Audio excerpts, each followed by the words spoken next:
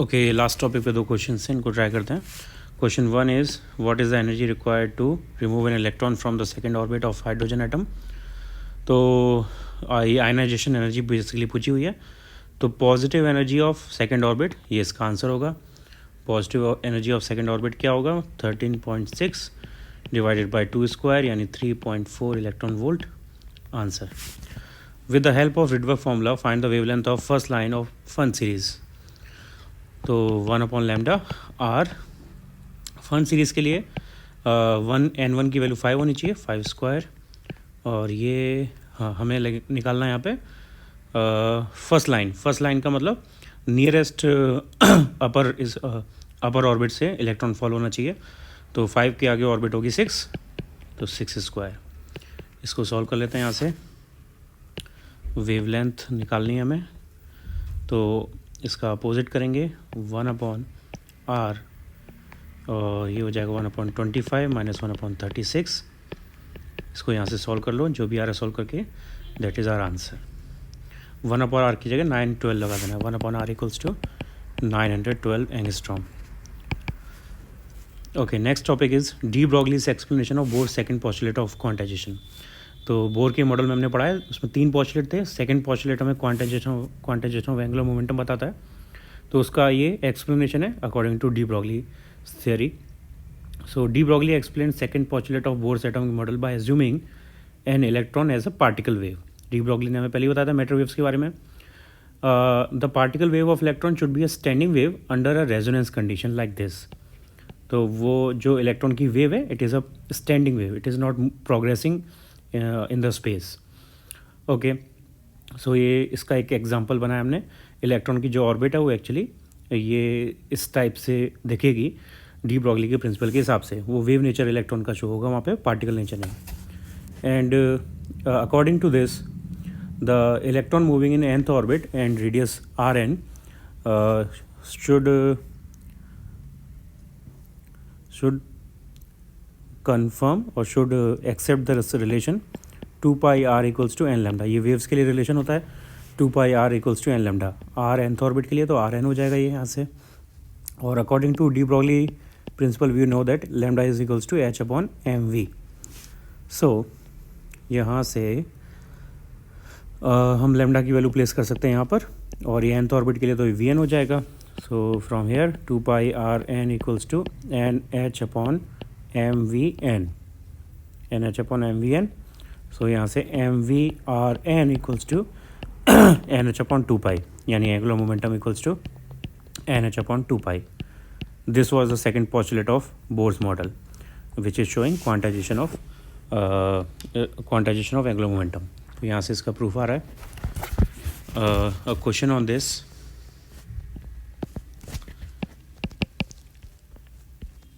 Question is, which of the following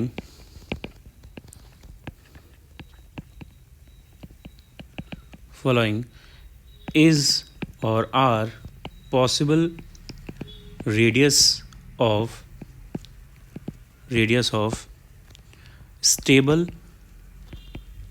orbit of hydrogen atom? Options are λ/2π, 3 λ/4π, λ/π and 5 λ/4π. तो again यहाँ से हम इस रिलेशन से देख सकते हैं दैट Rn जो है, ये रेडियस जो है वो भी क्वांटाइज्ड होनी चाहिए एज एंगुलर मोमेंटम. तो इसका क्वांटाइजेशन क्या आएगा? Rn का क्वांटाइजेशन nh/2π mv इस टर्म में आएगा. ठीक है, तो बेसिकली यहाँ पे एक नंबर आना चाहिए हमारे पास, होल नंबर आना चाहिए n के लिए. तो कंपेयर करके देखते हैं. यहाँ से फर्स्ट के लिए कंपेयर करके देखेंगे तो n इक्वल्स टू 1 आएगा. mv को 1 मान लेते हैं. mv की वैल्यू लेट्स सपोज 1 है, मोमेंटम 1 है, तो n की वैल्यू 1 आएगी. सेकंड केस के लिए n की वैल्यू आएगी, ये फर्स्ट केस. सेकंड केस के लिए n की वैल्यू आएगी 3/2.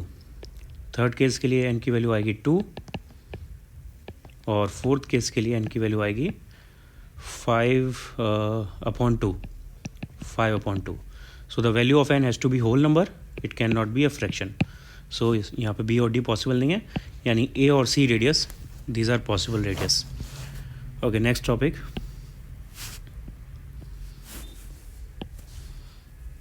is X-rays and the atomic number.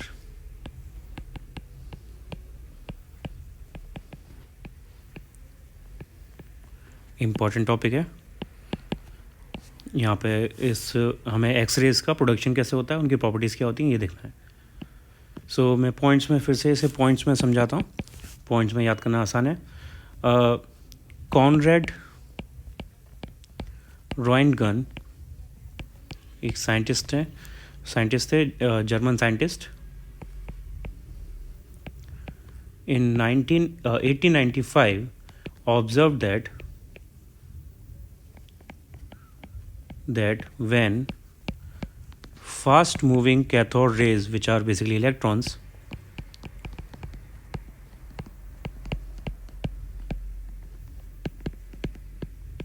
electrons, strikes a metal piece of high atomic weight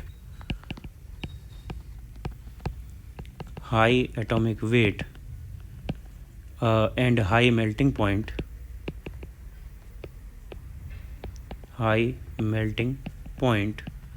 a new kind of rays are produced.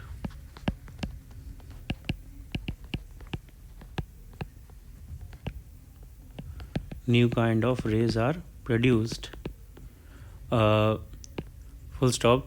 Since nothing was known at that time what kind of rays were those, तो हमें वो rays के बारे में बिल्कुल कुछ नहीं पता था, तो हमने उनका नाम रख दिया X rays. Hence the rays were named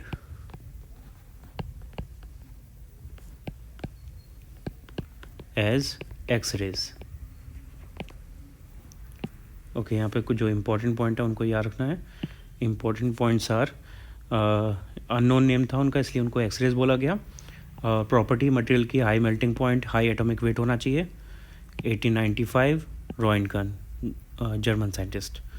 और cathode rays fast moving cathode rays, यानी हाई एनर्जी के इलेक्ट्रॉन्स स्ट्राइक करते हैं तब ये फिनोमेना अकर करता है।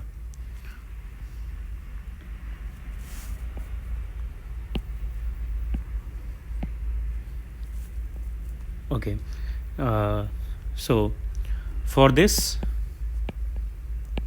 Roentgen got Nobel Prize in 1901। X rays majorly दो टाइप की होती हैं। टाइप्स ऑफ एक्स-रेज मेजरली इसके दो टाइप हैं। First soft X-rays and second hard X-rays. दोनों में डिफरेंस बेसिकली ये है कि soft X-rays high wavelength low frequency की होती हैं and hard X-rays high frequency low wavelength की होती हैं। यानी सॉफ्ट एक्स-रेज की एनर्जी कम है, हाई एक्स-रेज की एनर्जी ज़्यादा है। इनकी वेवलेंथ जो होती है 4 angstrom and above. Soft X-rays के लिए 4 एंगस्ट्रॉम एंड अबव इनकी वेवलेंथ होनी चाहिए। Smaller frequency, smaller energy. Okay, और इनकी जितनी ज़्यादा एनर्जी कम होगी उतनी इनकी पेनिट्रेटिंग पावर भी कम होगी। सो इनकी पेनिट्रेटिंग पावर भी कम होती है, यानी किसी गिवन मटेरियल से ज़्यादा दूर तक पास नहीं कर पाती। और ये प्रोड्यूस होती हैं at low temperature and pressure, low potential difference, low temperature and low pressure, sorry high pressure, low potential difference and high pressure. Okay, second one is hard X-rays.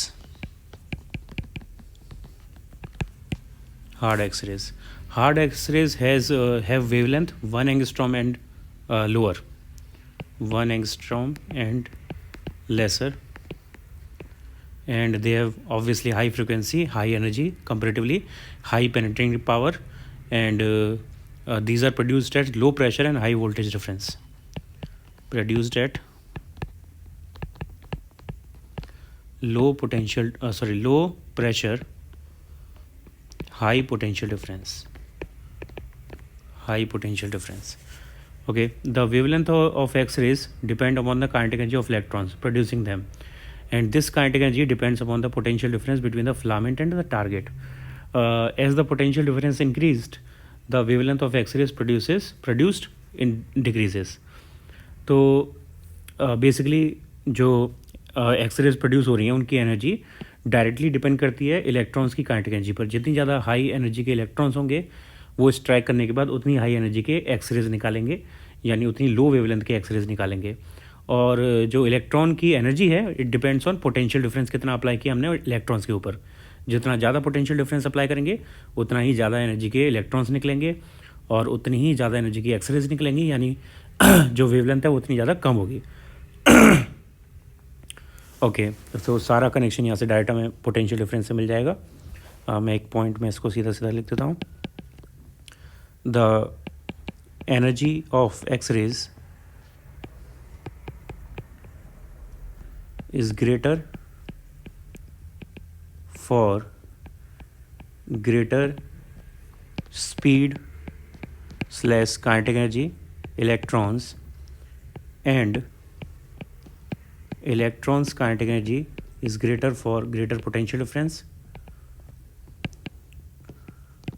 greater potential difference. So basically हमें ये point यहाँ पे याद रखना है.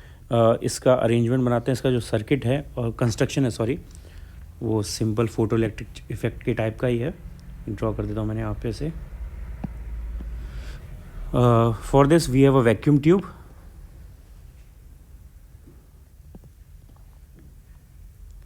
जिसको हम Coolidge tube बोलते हैं.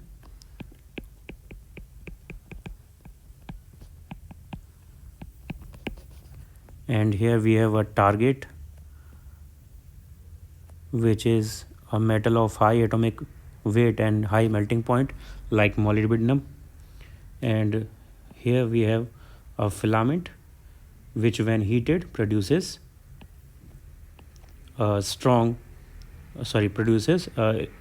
electrons, ejects electrons.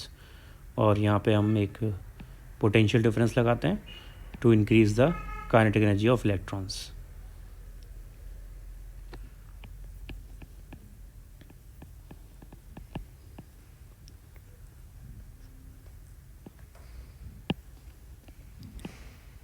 And this plate is kept at positive charge या positive potential. This is at negative potential so that it attracts electron with more energy.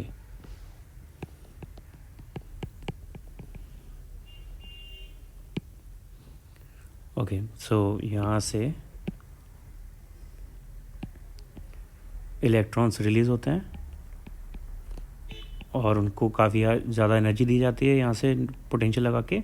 And they strikes here और यहाँ से हमारे पास X-rays finally produce होती हैं. Okay, so this is the simple arrangement for X ray production. Now एक सब topic है यहाँ पे. ये एक्सरेज जो प्रोड्यूस हो रही हैं इनकी प्रॉपर्टीज़ क्या हैं. Properties of X rays. First, these are invisible. Visual spectrum में नहीं होती हैं obviously. Second, travel with the speed of light because electromagnetic waves हैं. Third, travel in a straight line जैसे light travel करती है.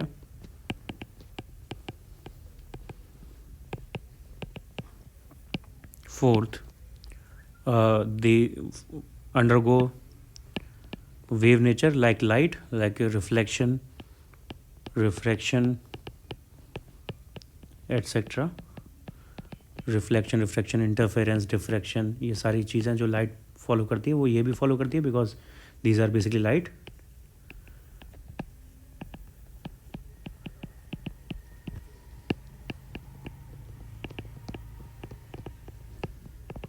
Etcetera. Fifth, the wavelength of X rays is very small compare to wavelength of visible light, hence they carry much more energy.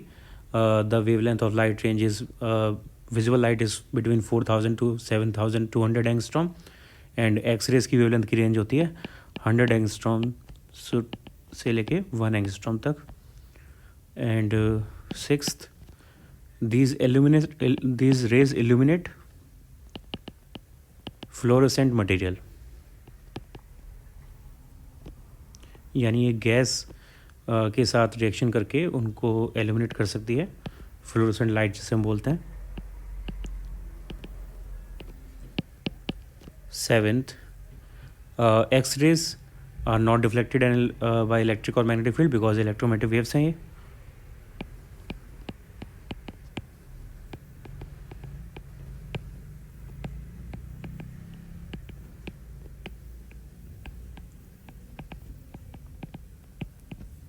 Eighth, these show this experiment show continuous spectrum. Hence, we conclude that the light rays, X-rays are electromagnetic waves. So, यहाँ से सारे points हमें ये पता चल रहा है कि X-rays are electromagnetic radiation, like visible light. Okay. Second, इसके अलावा कुछ प्रॉपर्टीज़ एक्स-रेज की ऐसी हैं जो कैथोड रेज से भी सिमिलर होती हैं। जैसे ninth, X rays can ionize gases when pass through them. These can penetrate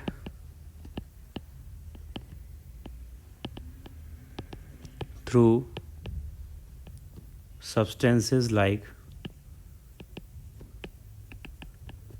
wood, cardboard, thin metal sheets, flesh, etc. Next, if they can cast shadows.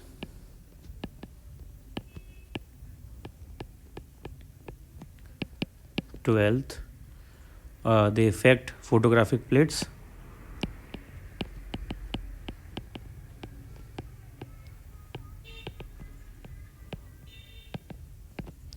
Affect photographic plates. 13, these are very active and may eject electron from metals, यानी photoelectric effect show कर सकती हैं, can show photoelectric effect. And long exposure from X-rays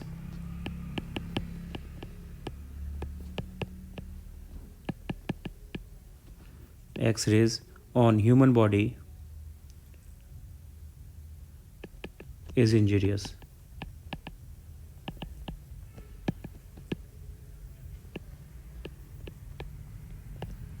okay, next इसके बाद एक सब topic है इसमें यहाँ पे,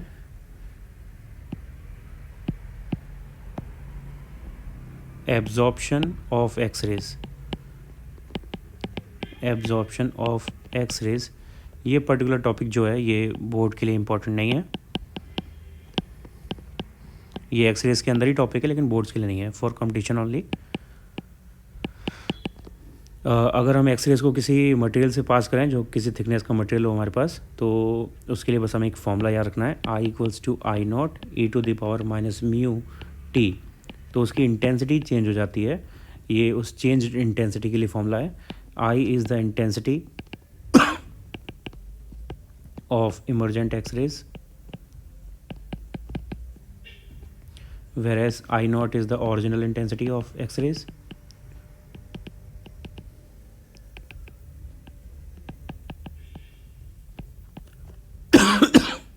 Mu is coefficient of absorption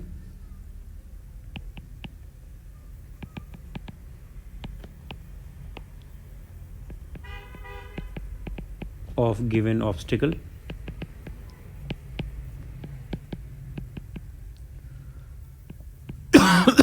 And T is the thickness of obstacle.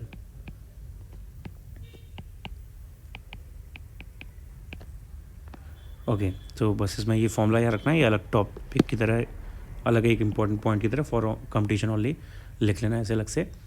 Now spectrum of X-rays, spectrum of X-rays. तो X-rays हमें दो टाइप के स्पेक्ट्रम मिलते हैं, इसका डायग्राम मैं पहले ड्रॉ कर देता हूँ, फिर इसको डिटेल में देखेंगे।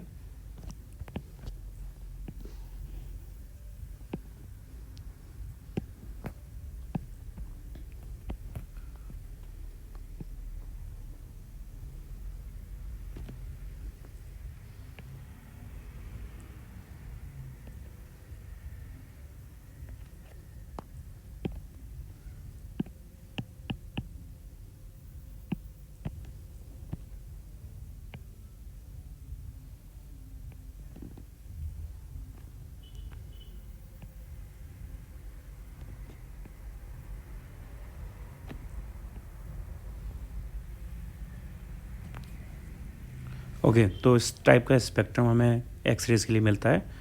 On the Y axis we have intensity of X rays and on x axis it is wavelength of x rays. और ये यहाँ पे कुछ पीक्स मिलते हैं, ये k alpha, k beta, l alpha, l beta, l gamma peaks हैं. And this minimum wavelength is lambda minimum. ये ग्राफ यहाँ से मिलता है. इस ग्राफ में हमें क्लियरली दिख रहा है कि दो टाइप के यहाँ पर रीजन आ रहे हैं. एक कंटिन्यूस रीजन है जो स्ट्रेट बिल्कुल बिना पीक्स के है, और बीच में कुछ पीक्स हैं. तो जो कंटिन्यूस रीजन है उसको हम कंटिन्यूस एक्सरे बोलते हैं. जो पीक्स वाला रीजन है उसको हम कैरेक्टरिस्टिक एक्सरे बोलते हैं. तो बेसिकली दो टाइप के एक्सरे स्पेक्ट्रम में मिलते हैं, कंटिन्यूस एक्सरे स्पेक्ट्रम और कैरेक्टरिस्टिक एक्सरे स्पेक्ट्रम. इसकी थियरी में थोड़ी सी बता देता हूँ. X rays produce in Coolidge tube gives a continuous spectrum crossed over characteristic lines. It means that X-rays contain a wide range of wavelengths. Those intensity are so intermixed that these cannot be distinguished from one another. The variation of intensity with wavelength in the spectrum of X-rays is shown in this figure. The resulting curve shows that there is lowest wavelength limit lambda minimum for X-rays. The wavelength shorter than lambda minimum do not exist in the X-rays emitted from the Coolidge cube. तो जो भी हमने arrangement लगाया था Coolidge cube में, उसमें हमने जो भी पोटेंशियल डिफरेंस लगाया उस पोटेंशियल डिफरेंस के लिए हमें एक इस टाइप की ग्राफ मिलता है जहाँ पे बहुत सारी वेवलेंथ के एक्सरेज होती हैं.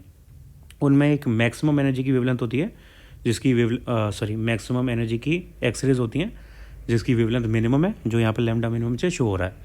तो गिवन पोटेंशियल के लिए इससे ज़्यादा लैम्डा मिनिमम से ज़्यादा एनर्जी का एक्सरेज नहीं निकलेगा. उससे कम एनर्जी इसके कई टाइप की फोटोन्स निकलेंगे, लेकिन उससे ज़्यादा एनर्जी का नहीं निकलेगा. और ये लैम्डा मिनिमम की जो वैल्यू है वो वोल्टेज पर डिपेंड करती है हमने कितना पोटेंशियल डिफरेंस लगाया to have more kinetic energy of electrons. तो अभी इसके जो मेन दो टाइप थे उन दो टाइप्स को देखते हैं. X ray spectrum is of two types. First continuous X rays spectrum and second one is characteristic X-ray spectrum. Okay, फिर पहले हम कंटिन्यूस X-ray स्पेक्ट्रम देखते हैं.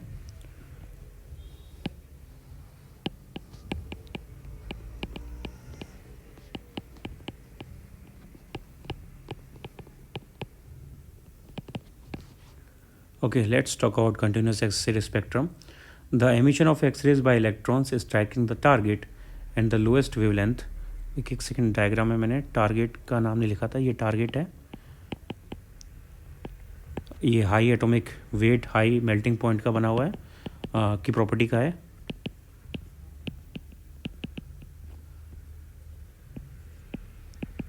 एग्जाम्पल के लिए molybdenum. And these are electrodes which are used to increase the kinetic energy of electrons, and this is filament which is generally made of tungsten, जिससे electrons release होते हैं उसको heat करने पे. और हाँ, थर्मोआयनिक एमिशन हो रहा है यहाँ पे. और हमारे पास दो बैटरीज होती हैं यहाँ पे.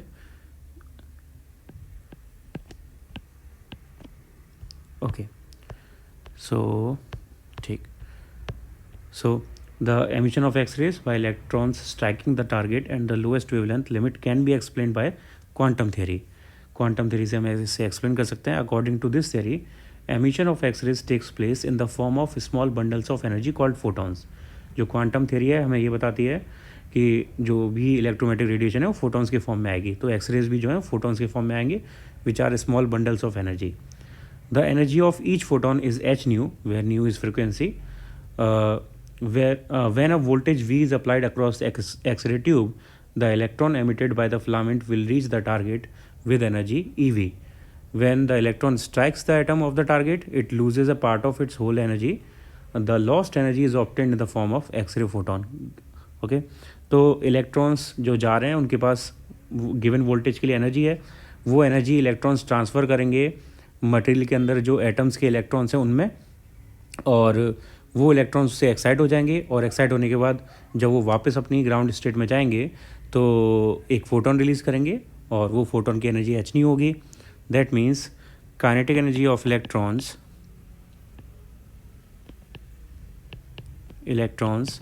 हाफ mv² या E इंटू वी वोल्टेज है यहाँ पे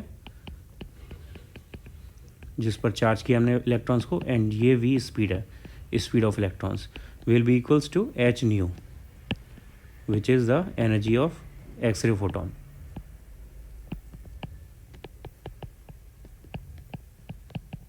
X-ray photon. The electrons rarely lose whole of its energy in single collision. Generally, it undergoes a sequence of collision with the atoms of the target before coming to rest, thus emitting photons of smaller and smaller energies of longer and longer wavelengths. This accounts for the production of continuous range X-rays above a definite limit. Okay, तो मैं कुछ points में इसको यहाँ पे पूरा समझा देता हूँ. First point, emission of X-rays takes place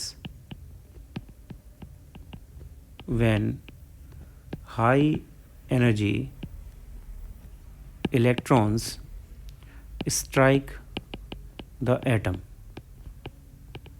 of target. In this process, the electron transfer its energy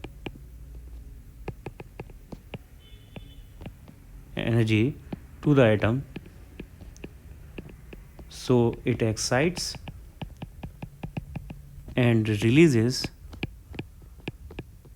photons of X-rays. But most of the electrons do not transfer their whole energy in just one collision, but actually undergo a series of successive collision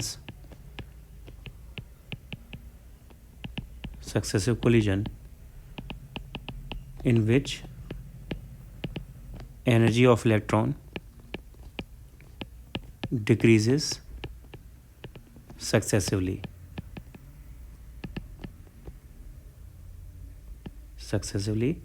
and hence the photons of X-rays released also have all the frequencies below a certain range,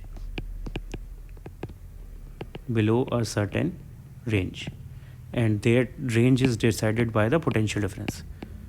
That range यहाँ पे lambda minimum की बात हो रही है graph में, is decided by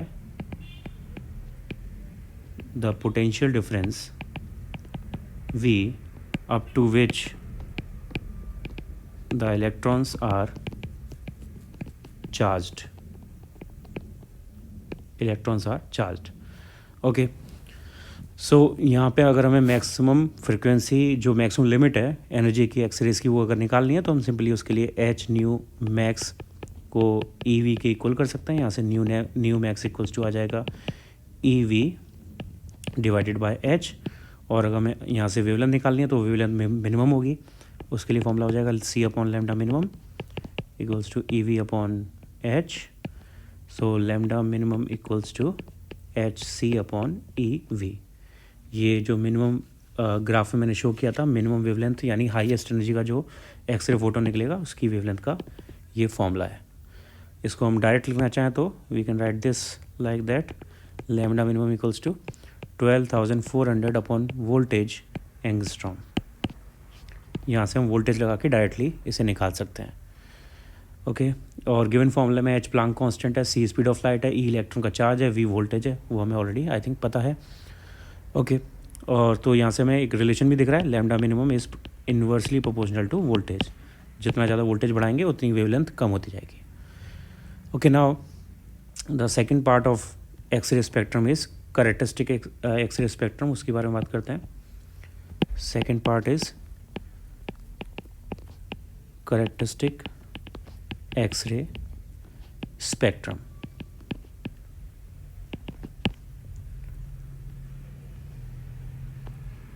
okay, so पहले इसकी थ्योरी। तो the spectrum of X-rays is a continuous spectrum crossed over a distinct spectral lines whose frequencies are the characteristics of material of the target, and the line spectrum is called characteristic X-ray spectrum for the given material. The radiation forming in the line is called characteristic X-ray. तो basically कहने का मतलब ये है कि characteristic x ray में होता क्या है कि मैंने जो बोला था कि इलेक्ट्रॉन जो हैं सक्सेसिव कोलिजन्स में जाते हैं और उसकी वजह से वो हर टाइप की फ्रिक्वेंसी रिलीज़ करते हैं डाउन, एक मैक्सिमम से लेके फिर नीचे जाते जाते हैं फ्रिक्वेंसीज के टर्म में, जैसे जैसे उनकी कोलिजन के साथ एनर्जी कम होती जाती है। लेकिन एवरी नाउ एंड देन एक इलेक्ट्रॉन ऐसा आता है जो डायरेक्टली एक ही एटम को सारी एनर्जी ट्रांसफ़र कर देता है। तो उससे होता क्या है कि इनर शेल के इलेक्ट्रॉन्स वहाँ से एक्साइट हो जाते हैं। जो एटम है उसके इनर शेल के इलेक्ट्रॉन इजेक्ट हो जाते हैं या एक्साइट हो जाते हैं। तो इनर शेल के इलेक्ट्रॉन्स के एक्साइट या इजेक्ट होने की वजह से एक अचानक से पीक मिलता है हमें एनर्जी में, एक्सरेज की एनर्जी में एक अचानक से पीक मिलता है इंटेंसिटी में। दैट पीक वाला जो स्पेक्ट्रम है is known as characteristic x ray spectrum. Okay, so ये इसकी एक्सप्लेनेशन है। और मैं इसके कुछ पॉइंट्स में इसको समझा देता हूँ। द स्पेक्ट्रम ऑफ एक्सरेज, और हाँ ये डिपेंड करता है, कैरेक्टरिस्टिक एक्सरे स्पेक्ट्रम डिपेंड करता है कि हमने कौन सा मटेरियल लिया है टारगेट के लिए, जबकि कंटिन्यूस वाला डिपेंड करता है कि वोल्टेज हमने क्या लिया है। कंटिन्यूस वोल्टेज पर डिपेंड करता है, characteristic nature of material of target पर डिपेंड करता है। The spectrum of X rays is a continuous spectrum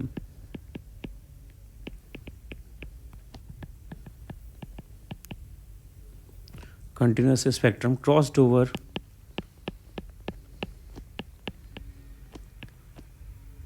over by distinctive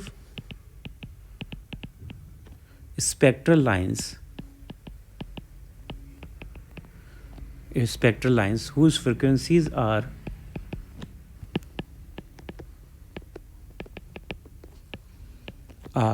the characteristic of the material.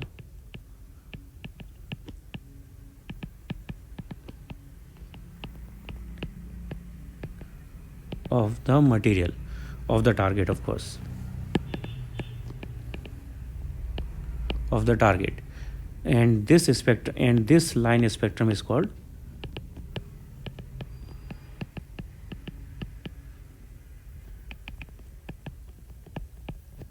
Characteristic x ray spectrum.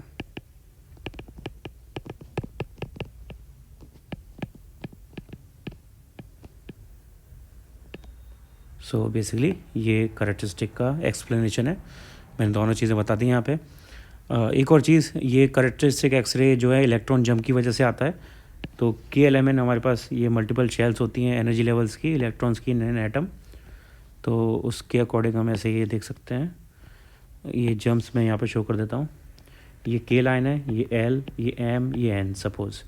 तो इलेक्ट्रॉन K से L से K पे jump हो सकता है, M से K पे जंप हो सकता है, N से K पे जंप हो सकता है, ऐसे ही M से L पर हो सकता है, N से L पर हो सकता है, and similarly goes like that. तो यहाँ पे जो सबसे शॉर्टेस्ट वाली जंप है उसको हम K अल्फ़ा लाइन बोलते हैं, उससे बड़ी वाली को K बीटा, उससे बड़ी वाली को K गामा, यानी गामा की एनर्जी सबसे ज़्यादा होती है।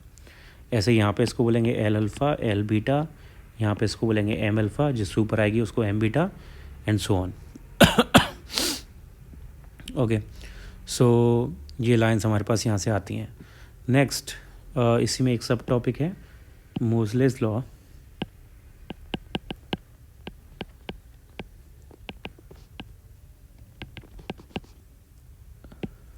सो मोज़ले साइंटिस्ट ने ये स्पेक्ट्रम जो है वो डिफरेंट एटम्स के लिए परफॉर्म किया, डिफरेंट एलिमेंट्स के लिए परफॉर्म किया, और जो रिलेशन आया वो रिलेशन यहाँ पर ढूंढा between frequency and atomic number. तो एटॉमिक नंबर और फ्रीक्वेंसी में क्या रिलेशन था वो इन्होंने एक्चुअली फाइंड आउट किया है। तो वो रिलेशन मैं यहाँ पे डायरेक्ट बता दे रहा हूँ, बाकी ज़्यादा डिटेल मैसेज में जाने की ज़रूरत नहीं है, बस इतना लिख सकते हैं यहाँ पे, this law defines the relation between frequency of X-ray and the atomic number of target material.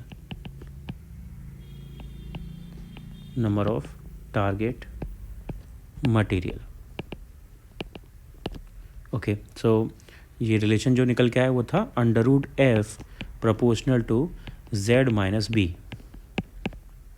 और ये इंपॉर्टेंट रिलेशन है, याद रखना है ऐसे। यहाँ से प्रोपोर्शनलिटी हटाएंगे तो कांस्टेंट आएगा k, ये फॉर्मूला हो जाएगा। अब यहाँ पर k और b कांस्टेंट्स हैं, and they have different values for different type of series.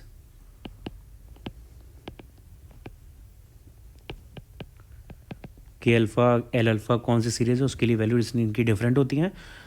Luckily हमें इनकी वैल्यूज याद करने की ज़रूरत नहीं है, क्वेश्चन आएगा तो हमें वैल्यू दी होगी। जनरली क्वेश्चन इनके डायरेक्ट रिलेशन पे आता है, एफ और जेड के डायरेक्ट रिलेशन पे आता है, तो आसानी से कैलकुलेट हो जाता है। अदरवाइज़ हमें सिर्फ एक वैल्यू याद रखने की ज़रूरत है के अल्फ़ा के लिए। For K alpha X ray the B value of B is 1। सिर्फ बी की याद रखने की ज़रूरत है, के की भी याद रखने की ज़रूरत नहीं है, वो भी जनरली दी होगी हमें। वैसे ये वैल्यू होती है इसकी।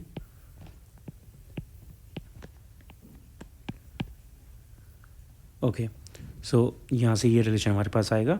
इसका हम ग्राफ अगर ड्रॉ करें √f का और z का, तो इस टाइप का हमें ग्राफ मिलेगा। यहाँ से प्रैक्टिकली ये ग्राफ मोज़ले ने ड्रॉ किया था, इसके लिए फाइंड किया था।